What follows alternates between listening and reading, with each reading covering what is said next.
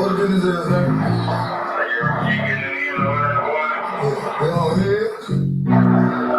Yeah. It's the realest shit I ever wrote.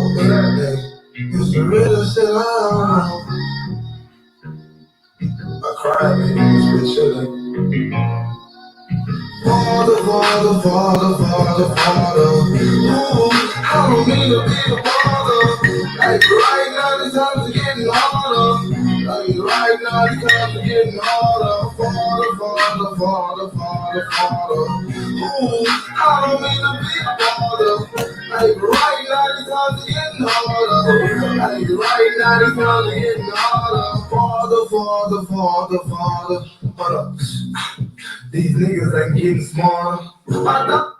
What is up, everybody? This is your boy, MrTMoney1993, back with another podcast, another episode of the Straight Facts with Mr. T Money podcast. And in this episode, we will be breaking down the return of Super Cam and our win over the Cardinals, and doing a little bit of talking about next week's game against the Washington football team. So recap of the Panthers-Cardinals game. The Panthers, after Sam Darnold messing up his shoulder and getting put on IR, they came against the Arizona Cardinals with no Kyler Murray and no DeAndre Hopkins, and put a beat down on the Cardinals. Ended up winning 34-10. In a tremendous win. This was the same Cardinals team that ended up beating San Francisco the week before with Colt McCoy, before people get on that. So Panthers showed out early. Hassan Reddick strip sack, set up a Cam Newton Super Cam back, set up his touchdown run, and then after that, they had a 3-and-out, and they went 4 on 4th, couldn't get it, and we ended up getting the ball back, going right back down. Cam ends up scoring a touchdown, throwing touchdowns. So Cam had 2 touchdowns. Dante Jackson had an interception. Hassan Reddick, I think, finally hit 10 sacks. Not finally, because he had a crazy pace right now, but Hassan hit double-digit sacks.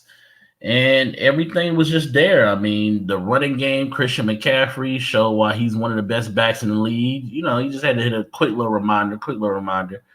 Balling out. He had almost as many yards as Arizona's whole team, was the crazy part. And he actually didn't even play.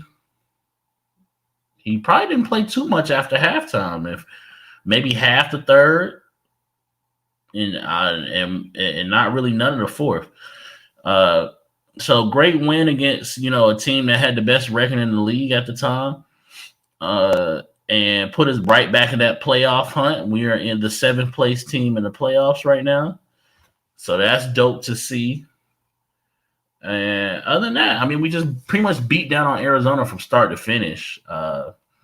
Ended up injuring Shaq Thompson, had a crazy sack where he ended up hurting Colt McCoy. And they had to put in a 3rd-string quarterback. So Panthers just balled out. Was proud of those guys. 34-10 win. Passed Atlanta for 7th place in the NFC right now. And I think we'll definitely catch New Orleans with Trevor Siemian. And we have to do good in these next 3 games. We have the Washington football team. We have Miami. Then we have a bye. Then we have Atlanta. So we got to ball out to be where we want to be, and then we'll go into our tough part of the season at the end of the year. But also, my guy, Zane Gonzalez, won Player of the Week for special teams. An amazing kicker that has saved us this year. He is our third kicker of the year. Yeah, we had Sly, we had Santoso, and we had Zane Gonzalez. And Zane Gonzalez has been balling out. He's won Player of the Week twice for special teams, and I'm glad to have him. Glad to be a kicker that we're very sure of and he's also consistent. And it's not like Joey Sly where we just trying stuff just to try stuff. I mean, with Joey Sly, we used to try 65, 70, kicks on the regular. And I'm glad they know Zane's limitations, but they also know Zane is extremely accurate. So shout out to him. Like I said, Cam had 2 touchdowns, balling out. Didn't really get to play too much. Still learning the playbook, that kind of stuff.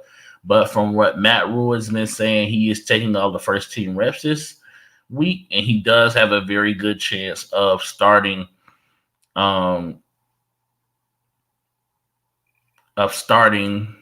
against the Washington football team, Ron Rivera, in his homecoming. I know the stadium is going to be rocking. I was at our last home game against New England, and there was a lot of New England fans in there.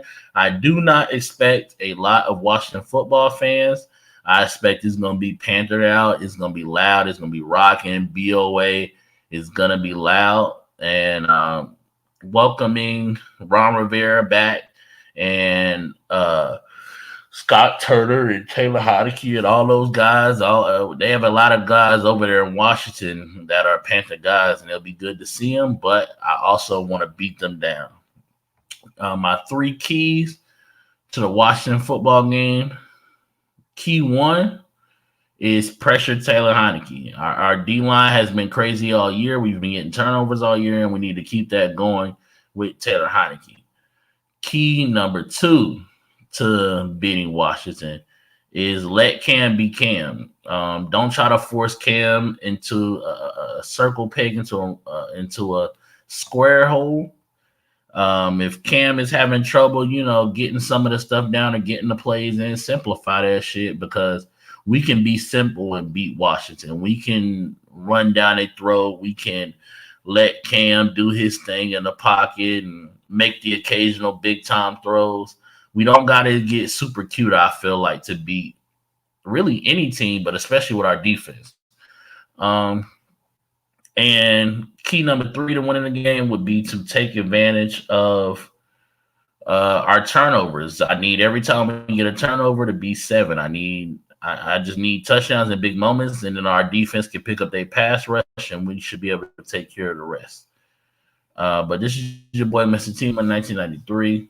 We're a podcast. Hopefully you enjoy. Hopefully you'll tune in. Make sure you like, share, and subscribe to the Bird Gang Nation Sports Media page. And make sure you tune into my stuff. And my Twitter is MrTMoney1993. And my YouTube is also MrTMoney1993. But I appreciate the opportunity to have to give my thoughts on last week's game, to give my thoughts on this week's game. It's always go Panthers, keep pounding. I'm out.